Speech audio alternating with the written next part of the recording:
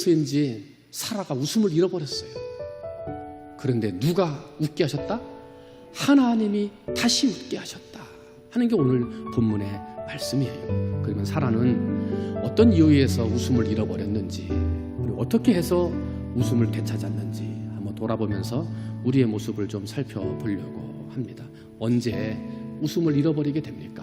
첫 번째는요, 삶이 힘들 때 웃음을 잃어버리더라 하는 거예요. 이민 생활도 힘들고, 남편 때문에도 힘들고, 삶도 힘들고, 아들을 낳지 못하는 여인이라고 하는 손가락 받는 것도 힘들었던 사라.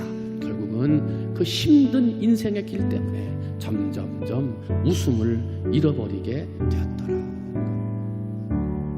그렇습니다. 사람들이 힘들어서 웃음을 잃어버리고 있습니다. 힘들다 보니 웃으면 복이 온다는 걸 알지만 웃지 못하는 삶을 살고 있더라 하는 거죠.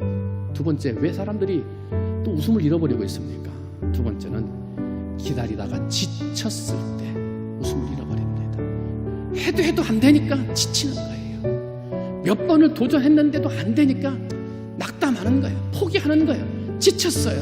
웃음을 잃어버리는 거예요. 24년을 기다렸습니다만 약속하신 사라를 통해서 주시고 있다는 아들이 주어지지 않으니까 지쳤어요.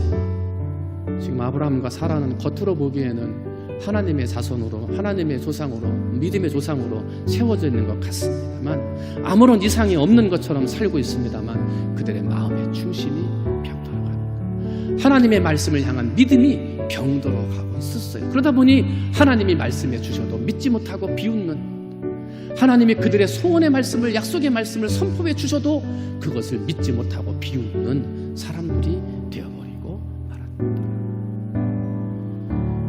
여러분, 하나님의 말씀을 들어도 믿어지지 않으면 마음이 병든 겁니다.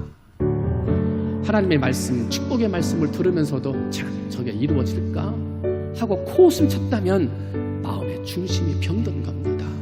겉은 그럴싸해 보이는데, 겉은 조금도 아파 보이지 아니하는 믿음직한 모습을 가지고 있는데 그 믿음의 속사람은 병든 겁니다. 가면 쓰고 신앙생활 하는 것입니다. 웃음을 잃어버린 거죠. 웃고 있는데 웃는 게 아니에요. 세 번째, 한번 따라합니다. 하나님이 웃게 하신다. 하나님이 웃게 하신다. 그런데 오늘 본문을 보면 하나님이 아브라함과 사라에게 웃음을 되찾게 하십니다. 24년 동안, 25년 동안 잃어버렸던 웃음을 되찾아 주셨더라는 것입니다. 어떻게 이렇게 됐을까? 어떻게 이렇게 바뀌어졌을까 하는 거예요. 오늘 21장 6절 말씀 보니까요, 다시 한번 그 말씀 한번 같이 보겠습니다. 창세기 21장 6절입니다. 함께 봅니다. 시작. 사라가 이르되 하나님이 나를 웃게 하시니. 누가 웃게 하셨다? 하나님이 웃게 하셨다. 결국 사라와 아브라함은 말씀대로 이루어지는, 말씀의 약속이 이루어지는 것을 보고 놀랄 수밖에 없었고, 25년이라는 시간이 지났지만 그럼에도 나는 잊어버렸지만 나를 잊지 아니하시고 그 말씀을 붙들어 이루어 가시는 하나님의 말씀 앞에 웃을 수밖에 없었던 거예요. 여러분, 하나님의 말씀 앞에서 크게 웃는 역사가 여러분에게도 있게 되시기를 주님의 이름으로 축원드립니다. 삶이 비록 힘들지라도, 기다리다가 지쳤을지라도, 세상에서 잘못해서 이스마엘과 같은 세상의 것을 붙잡는 실수를 범했을지라도 다시금 하나님의 말씀을 붙잡으면 하나님이 나를 웃게 하신다. 다시 하나님을 더욱 사랑하는 마음으로 하나님의 말씀을 붙들면 하나님이 나를 다시 웃게 하신다.